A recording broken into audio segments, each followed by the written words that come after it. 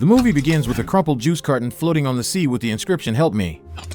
A little later, a sailing ship made of an empty bottle, on which the inscriptions with appeals for help and complaints of boredom, and, finally, a full-fledged garbage ship with a bottle king and the inscription, "I don't want to die alone," floats away, moving away beyond the horizon. We see a small deserted island littered with trash apparently left over from a shipwreck. A scruffy, dirty man is about to hang himself from a makeshift gallows. That's Hank Thompson, the protagonist of the movie, stomping unsteadily on a mini fridge.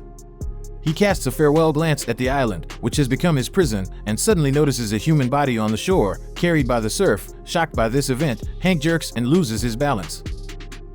But the rope breaks, unable to bear the weight of the hero, and the suicide is postponed for a while. The protagonist runs to the amazing find, hoping that the man thrown out by the sea may be alive. However, his wish is not destined to come true. The man is irretrievably dead. He also suffers from flatulence, profusely excreting gases accumulated in the dead body. Hank, crushed by the fact that he expected to see the best moments of his life before his death, but not this one. Having completely lost all hope for salvation, he takes away the dead man's belt and is going to hang himself finally. The hero's wish is not destined to come true for the second time. The dead man begins to fart violently from the pull of the raging flatulence, suddenly enough for the corpse to start slowly floating away from the island, which Hank tries to take advantage of by deftly riding the speeding dead man. He swims away from the ill-fated island. Hank is happy about his unexpected rescue, but he fails to control his improvised jet ski and falls into the sea. Hank wakes up on the beach. By some miracle, he manages to swim to the mainland. In front of the hero's nose there is a pack of cheese sticks, which causes a real euphoria for a starving man who has been starving for many days. After shouting a little, the hero notices that the corpse that saved him has not gone anywhere and is lying quietly nearby. Having thanked him from the bottom of his heart, Hank takes out his cell phone to try to call for help. But the cell phone doesn't get a signal, realizing that staying in one place is not a good idea. Hank decides to move deeper into the woods, taking the dead man with him. I reasoned that even that kind of company was better than none at all. Dragging a dead man is not the easiest thing to do. So Hank uses his engineering skills, builds something like a stretcher, thus easing the burden. All the way the corpse continues to frantically emit gases, which brings the protagonist monstrous discomfort until they found signs of human civilization in the form of a pile of various garbage, successfully finding in this garbage corks from champagne. Hank plugs the problematic place of his companion, so as not to make the neighborhood loud with the sound of farting. Taking with him a magazine with half-naked girls, he moves on in search of salvation. At night it starts to rain heavily. The hero finds shelter in a cave. He is thirsty, so he uses a luckily found empty glass to drink rainwater from it. Then Hank hums a lullaby to his dead traveling companion, arranges him on his lap, and falls asleep safely. In the morning he unsuccessfully attempts to catch said raccoon wandering into the cave to eat the dead man's face. Hank spills all the water from the rainy night. He decides to dump the corpse, and while gathering his few belongings, he accidentally touches the dead guy. Suddenly, liquid begins to leak out of the corpse, which has fallen on its side. Deciding that this will do for lack of anything better, Hank gets drunk with water, literally fontaining from the dead man's mouth. When the water stream runs out of the corpse's chest, wheezing sounds begin to come out, and the main character hears Manny's name from the wheezing sounds. That's what he decides to call his savior. Hank talks to him for a while, imitating a dialogue, and suddenly he begins to answer him. At first terrified, Hank is still more pleased with the unexpected interlocutor. Manny knows absolutely nothing and remembers nothing about the world around him. And Hank, who hasn't spoken to anyone for a long time, tries to explain to his new friend the principles of life and death, love, garbage, and excrement, while telling a little about himself. After wandering around the woods in a fruitless search for food, Hank settles down next to Manny with genuine interest, looking at the very magazine with half-naked ladies. Hank decides to tell Manny about women and their functions, which causes a real erection. At first shocked, Hank realizes that he can use Manny's tool to his advantage as a compass. A corpse's reproductive organ always points in the same direction, which can be very, very helpful. By sticking the magazine closer to the car so that the compass, so to speak, doesn't fall off. Hank leaves their hideout, once again setting off in search of civilization. The homemade compass doesn't last long, and soon the protagonist stops for a breather. Hank shares his knowledge of the delights of masturbation with Manny, which leads to a very awkward conversation. It turns out that before the shipwreck, Hank lived a very unhappy life, a withdrawn and complex man. Manny, who is literally afraid of his own body, without realizing it, offends the protagonist with questions on this subject, because of which they spend the further way in silence, moving all night in the morning. The heroes come across fresh feces of some big animal. Hank rationalizes that staying in a place where a predator shits is not the best idea and is going to leave quietly. But Manny decides to raise his voice at the wrong time, which excites a nearby animal. Hank tries to escape, but slips, and together with Manny falls to the unknown. They fall near another cave and a dump filled with junk. During the fall, an accidentally turned on cell phone falls out of Hank's pocket and lands right in front of Manny's face. As wallpaper is a photo of a beautiful girl, which immediately causes an obvious response in the corpse's body. Manny mistakenly assumes that this is his phone. And if he tries, he will definitely remember what kind of girl it is. In order not to upset and shake the memory of a dead man in love, Hank decides to play a whole performance with cross-dressing and depicting life in society. Thanks to this, Manny is finally convinced that the girl from the photo is the love of his life, and they both have to survive to get to her. Hank repeatedly reassures his friend, even on the contrary, gives him a tour of the life that Manny could have had before his death. Building a whole scene out of garbage, they play out the relationship between him and the girl in the photo named Sarah. In the course of this, it turns out that Manny not only knows how to play the role of a compass and move on the thrust of flatulence on the sea, but in general the most real Swiss knife and shoots rocks from his mouth like a machine gun can and break trees with his hands. And in general, it is indispensable for survival. Everything ends with a mutual schedule, a well-found bottle of vodka, and a hangover in the morning with a sense of awkwardness. After all, Hank gets too into Sarah's character and almost kisses Manny.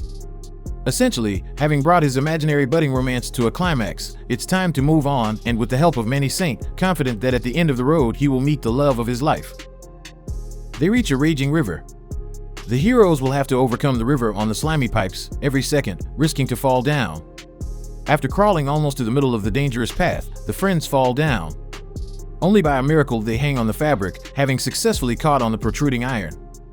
Manny finally recognizes the fear, confessing to Hank that if he dies, he will miss him very much.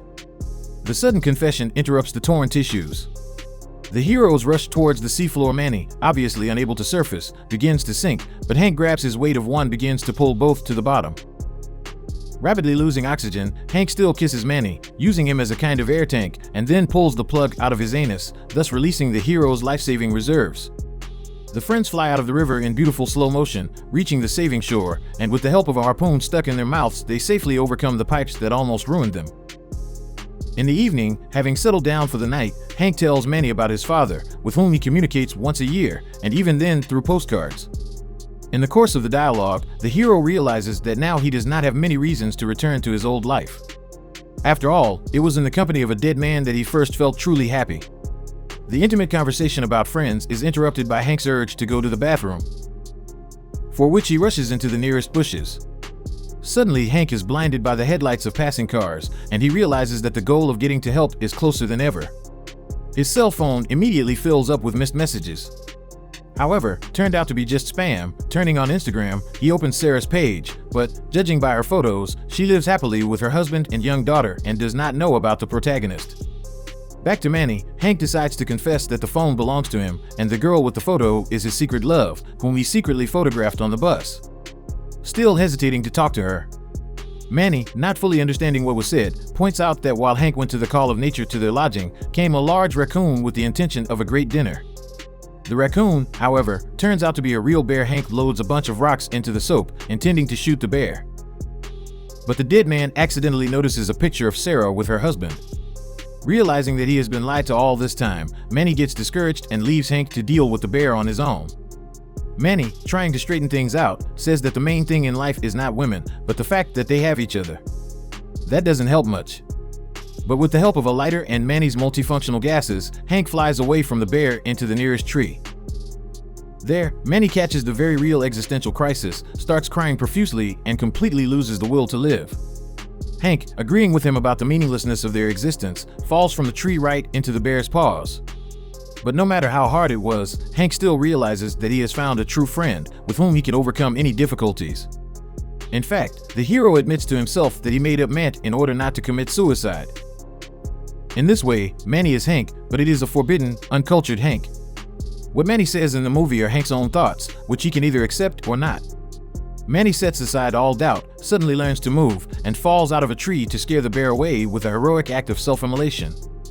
In the morning, Hank regains consciousness and finds himself on Manny's shoulders, carrying him towards civilization in the form of a suburban home. In it, by an amazing coincidence, lives the very same Sarah. Manny is determined to bring the protagonist to the girl of his dreams, which he strongly disagrees with, but Manny is relentless in his desire. The heroes even fight along the way. Arguing about the appropriateness of the event interrupts their argument. The little girl's daughter Sarah, rightly surprised by the unfamiliar guests. Manny tries to make contact with the girl, explaining who they are, but scares her in the course of the dialogue by showing her the wrong things to show little girls. At the little girl's cries, Sarah runs out, surprised to see a stripped man and a not-so-fresh corpse in her backyard. The woman runs to call the police, while Manny asks Hank not to tell Sarah about his love for her and is finally silenced. The police, ambulance, and even journalists arrive at the house. They put the body in a body bag, intending to take it to the morgue. Hank accidentally overhears the conversation and learns that in all likelihood Manny will just be buried as another nameless drowning victim. The hero is rightly outraged by this, but is interrupted by a reporter thinking that Manny is him, and Hank is the man in the body bag. At the same time, the cops find his cell phone with a picture of Sarah on it. What's Sarah's own confusion? Hank is not ready to say goodbye to his best friend's body and drags him and his gurney into the woods. During the chase, the police together with Sarah find Hank's shelter with all the buildings. Hank himself gets with Les to the beach, where he is caught up by the guards. If only Manny showed what he can do, then maybe everyone else would realize how amazing he is. But now the people gathered are shocked by what is happening, not quite knowing how to act in such a situation, until one of the policemen came up with the idea of handcuffing the protagonist. He preliminarily farted loudly, thus expressing acceptance of himself and his body. Walks away from Manny lying on the beach. They are stopped by an even louder release of gas coming from the body. The corpse begins to shake violently, and with a satisfied smile on the dead face on the pull of meteorism, sails off into the sunset. That's all for now. Share your impressions in the comments about this drama, and subscribe to the channel. See you later.